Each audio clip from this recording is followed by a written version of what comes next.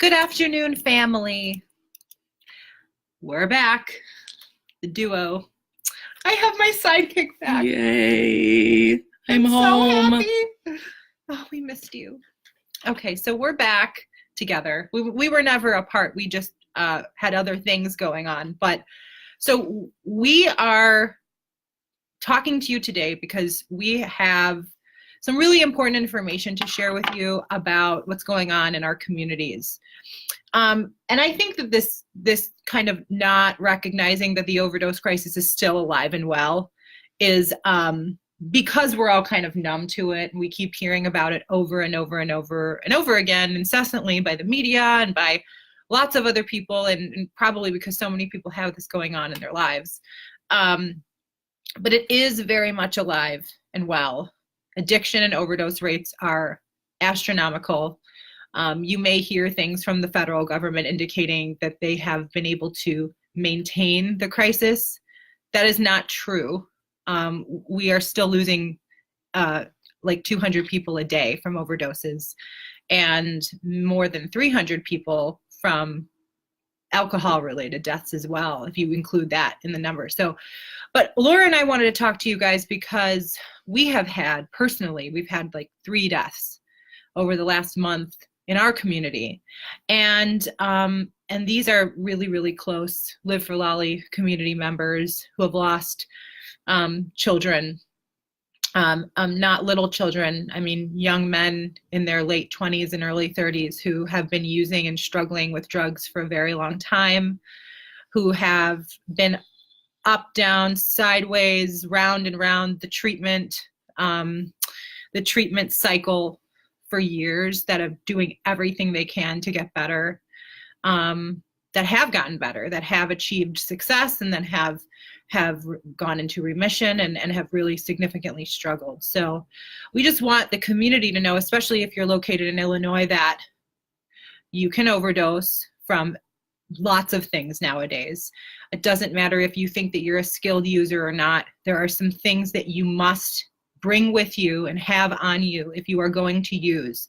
And using alone is not a good idea. So if you are a loved one of somebody who's using, and you know that they're using in your house or they're using in their car, by themselves, wherever it is, please, please, please do whatever you can to monitor that person and encourage that person not to use alone, or to talk to you about it if they can. We've even gone as far as to suggest that if you know somebody's using, you should sit with them while they're using so that they don't OD and die. I mean, that's a real obvious thing that one person could do. We have naloxone, as you all know. We have fentanyl testing strips, Laura. This is, yeah, do you want to open it up? People are like, what are these fentanyl testing strips? Well, they're the greatest thing since sliced bread, in our opinion, because they're so damn cheap and they're so easy to access through us. And why are these important? One of the big messages that I want to get out there is that fentanyl is not just in heroin. Please do not think that you're safe because you only use Xanax, you only use cocaine, you only use club drugs, Molly, ecstasy, MDMA. What we are finding, and we are finding this directly from the coroner's reports, that these drugs all have fentanyl in them. So people aren't dying from a Xanax overdose, they're dying from a Xanax that was laced with fentanyl overdose. So we want everybody to use these test strips. And all you have to do is mix a little bit of the drug with water and put this dipstick in there, and it will tell you if there's fentanyl in it. We have thousands of these, literally thousands. And we actually had changed our entire overdose prevention protocol to now including fentanyl testing strips, because you literally like don't know what you're getting at any time. So what we suspect is going on is that still people are not thinking that they are going to overdose. People are not thinking they need naloxone or that they need to monitor a situation. People are not thinking that the drugs that they're taking are going to be laced. And when we say laced, like that's like a really like obscure kind of word. what happens is, whether it's being made synthetically like here in someone's basement with a little pill press, or whether it's being kind of diluted, you know, in the labs that are run by the drug cartels, there's not like anybody saying, oh, we can only put this little amount of fentanyl in there. This is going to be okay for that person. They're going to make it. No, that's not how it works. They are literally like putting the drugs in a like milk carton and shaking it up. So again, like, I think the point is, you know, this is not an attack on any drug dealers, which is a whole other conversation, but they are in this for money. They are not in this to make sure that you're using appropriately. That's not their investment. It's up to you, and it's up to the people who love you to make those smart decisions about what to have and what to look out for. Anything else that you want to add about what we can offer people? Well, what I would like to add about these fentanyl test strips, because I've gotten a little bit of backlash that are we encouraging drug use by giving these out? We are not encouraging drug use. People, the bottom line is, without a heartbeat, recovery is impossible. I mean, there's police agencies that are getting these now. Yeah. So, you know, I think we've got to get over this. We've got to somehow get past this idea that these types of products are somehow encouraging the drug use. Sometimes these aren't even given a second thought in somebody's decision to use drugs. Sometimes they don't even think about the fact that these exist. So it's our job as a public health agency to be able to present this information and give these out to people, or else we're just going to see more people die. But I think the other thing that people don't know about us that I really want to dispel right now is that we are not just the naloxone people. We are an active 9-to-5 organization that serves many different capacities. We're helping grieving moms and dads and family members. We are speaking on panels. We are building coalitions. We are fighting for fair legislation, sensible drug legislation. We are helping families at a moment's notice. There is so much that we do that we wish that you guys could see and know about on a daily basis. We're not just the Narcan people. It's not just about Narcan. It's about all the skills that Laura and I have. I'm a counselor. I'm really grateful to be able to help families who are struggling with many, many different things. Laura's a peer support advocate. I mean, we've got years of experience intervening and diffusing situations with families. We help people build recovery plans. We work with others, doctors, and we do so many things to make sure that families are okay.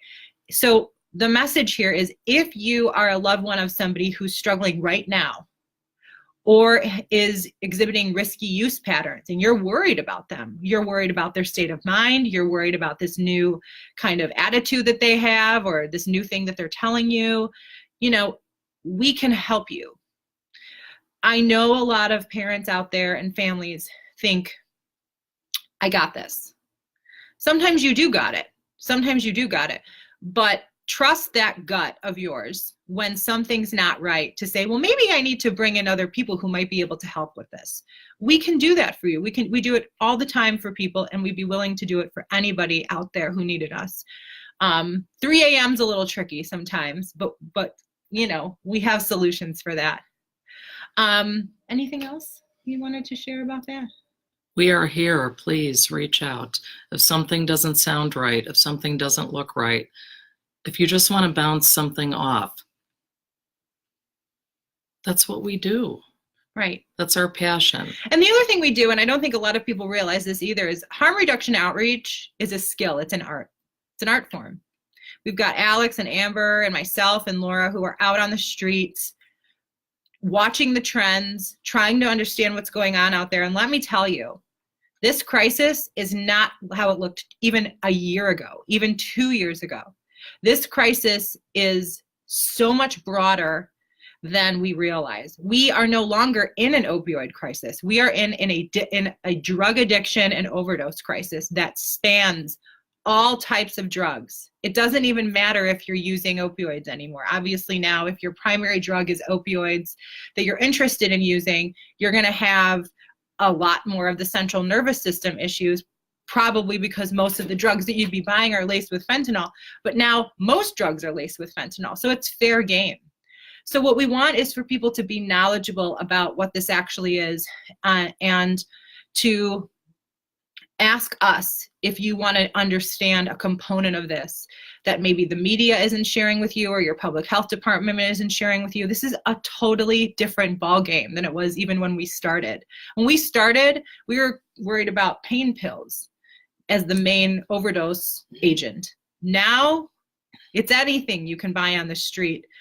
We don't see it in marijuana that often, but I mean, I'm sure we will. So you just got to be really careful, and you got to be an informed consumer of illegal drugs if that's what you're going to be doing. You also need to be an informed consumer of legal drugs. If you are getting prescribed drugs, that is also a massive concern as well still. We got to make sure that people are educated on what they're taking. Am I missing anything? I don't think so. I think this is just like a plea, like I'm sitting here, I can barely breathe because my organs are all smushed together because I have a little pomegranate-sized baby growing inside of me. And all I keep thinking is, all I want to do is protect this little creature. And I hope and I pray that I will be as valiant of a parent as my mom was. But it just makes me realize that that there's nothing we shouldn't say to somebody. Oh, Elaine, too late. I lost my son 1 year ago. Oh. Elaine, I feel your pain, and I'm so sorry for your loss. I lost my brother 10 years ago, and we knew nothing. We had nothing, no information, nothing, which is why we started Live for Lolly. If you need us, we have a grief support network. We're here for you. My mom runs it. We'd love to get you involved. If you want to just reach out to us via private message, we'd be happy to give you more information about that. But we're so sorry for your loss. We don't want any more Elaines. We want more recovery. There are so many stories of hope out there, and we need to keep bolstering that. So, this is really serious stuff. Laura and I are like so exhausted from all of the deaths that have gone on, and we just want people to be safe. There is no amount of asking us for help that you can do that will, is like a limit. Please don't feel like proud about that. We're here just to help you. That's what we do. And don't be ashamed. Shame kills people. Totally. There is no more shame in this than if you were dealing with a family member that had cancer. Right.